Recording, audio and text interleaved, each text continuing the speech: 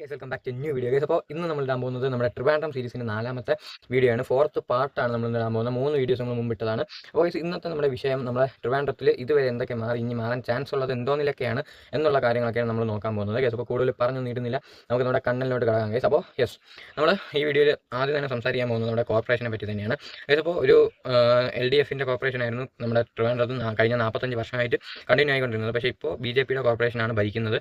അപ്പോൾ വന്നിട്ട് ഏകദേശം BJPയുടെ കോർപ്പറേഷൻ വന്നിട്ട് ഏകദേശം 3-4 മാസമായി.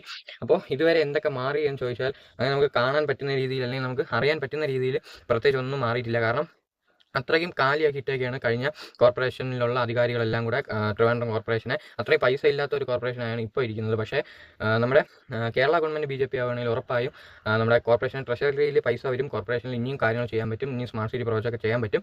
ഇതുവരെ പുതിയ സ്മാർട്ട് സിറ്റി പ്രോജക്റ്റ് ഒന്നും തുടങ്ങിയിട്ടില്ല, കഴിഞ്ഞ കോർപ്പറേഷൻ ചെയ്തതല്ലാതെ. അതൊക്കെ ഇനി ഭാവിയിൽ തുടങ്ങുമെന്ന് ഉറപ്പാണ്. കാരണം ഒരു വർഷം പോലും ആയിലിരുന്നിട്ട് ഇനിയും 4-5 വർഷം മൊത്തത്തിൽ കിടക്കുകയാണ് വരികയാണ്. അപ്പോൾ ചെയ്യുമെന്നാണ് നമ്മുടെ പൂർണ്ണമായ വിശ്വാസം. അപ്പോൾ അടുത്ത 5 വർഷത്തിൽ ട്രിവാൻഡ്രം മാറും എന്ന് ഒരു 75-80% നമുക്ക് ഉറപ്പിക്കാം. പിന്നെ നമ്മൾ അടുത്ത് പറയാൻ പോകുന്നത് നമ്മുടെ കേരളത്തിൻ്റെ ഭരണത്തെക്കുറിച്ചാണ്. കേരളത്തിൽ ഇപ്പോൾ നമ്മുടെ ഇലക്ഷൻ കഴിഞ്ഞ് നാളെയാണ് വോട്ടെണ്ണൽ. അപ്പോൾ ഞാൻ പറയുന്നത് BJP വരണമെന്നാണ്. കാരണം BJPയുടെ പ്രകടന പത്രികയിൽ മാത്രമായിരുന്നു ട്രിവാൻഡ്രത്തിൻ്റെ വികസനം പറയുന്നത്. വേറെ ഒരു പ്രകടന പത്രികയിലും തിരുവനന്തപുരത്തിൻ്റെ വികസനം പറഞ്ഞിട്ടില്ല. അവരെല്ലാം കോഴിക്കോട്, കൊച്ചി ആ 2 സിറ്റീസിൻ്റെ വികസനം മാത്രമാണ് പറയുന്നത്. ട്രിവാൻഡ്രത്തിൽ പ്രത്യേകിച്ച് ഒന്നും പറയുന്നില്ല.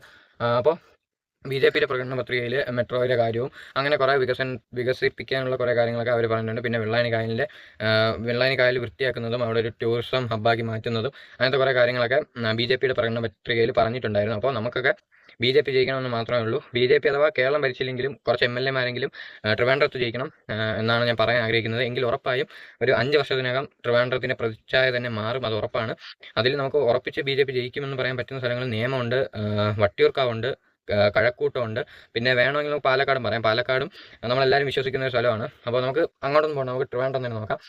എന്തായാലും ഒരു 4 സ്ഥലത്തെങ്കിലും BJP ജയിക്കും ട്രിവാൻഡ്രത്ത് എന്ന് തന്നെയാണ് എൻ്റെ പൂർണ്ണ വിശ്വാസം. അതെല്ലാം നാളെ തന്നെ അറിയണം. എന്തായാലും നമ്മുടെ ട്രിവാൻഡ്രം ഡെവലപ്പിംഗ് സീരീസിൻ്റെ ഒരു ചെറിയൊരു വീഡിയോ ആയിട്ടാണ് ഇത് ചെയ്യുന്നത്.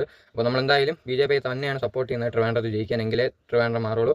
മെട്രോ ഒക്കെ പെട്ടെന്ന് തന്നെ അവർ കൊണ്ടുവരുമെന്നൊക്കെയാണ് പറയുന്നത്. പിന്നെ UDF ജയിക്കണമെങ്കിൽ ഒരു ഡെവലപ്മെൻറ്റ് ട്രിവാൻഡ്രത്ത് വരാൻ പോകുന്നില്ല, കൊച്ചിയിൽ മാത്രമായിരിക്കും ഡെവലപ്മെൻറ്റ്. അവിടെ ഇനി പ്രത്യേകിച്ച് ഡെവലപ്പ് ആവാനൊന്നുമില്ല. എന്തായാലും നമ്മൾ വീഡിയോ ഇവിടെ വെച്ച് വൈൻഡപ്പ് ചെയ്യണം. നമുക്ക് കൂടുതൽ സംസാരിക്കാൻ ഇപ്പോൾ ഒന്നുമില്ല. നമുക്ക് നാളെ റിസൾട്ട് അറിഞ്ഞിട്ട് നമുക്ക് അടുത്ത വീഡിയോസ് ചെയ്യാം. എന്തായാലും BJP തന്നെ വരണം, എങ്കിലേ ട്രിവാൻഡ്രം മാറുള്ളൂ.